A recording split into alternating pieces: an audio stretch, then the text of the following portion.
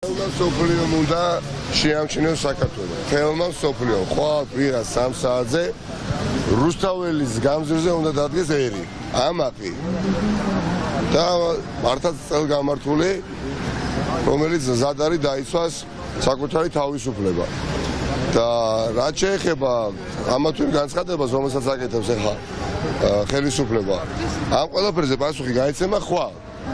ამ ყველაფერზე პასუხი გაიცემა ხვალ.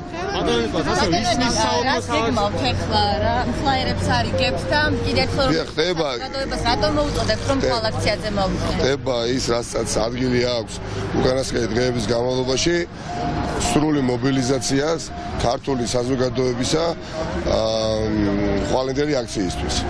ხვალ აქ რიგითი აქცია, რიგითი მასშტაბური აქცია, ბევრი თვალსაზრისით ვერ შედგება. შედის არასებობს მასშტაბური აქცია შედის როგორც რიგითი.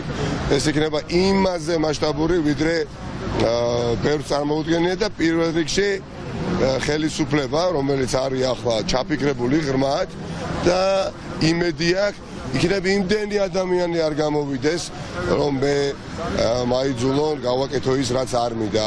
ანუ სიმართლეს იქნებ თვალი არ გამასწორებიონ და რის იმედი აქვს, რომ იქნებ არ გამოვიდეს ქართველი ხალხი და ქართველი ხალხი გამოვა.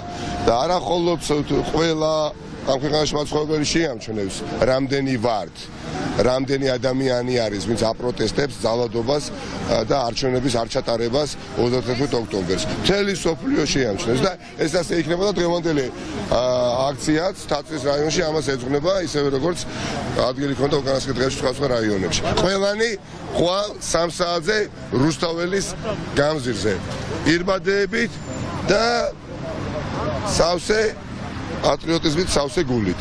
ეს ასე იქნება, ეჭვი არ მეყარება.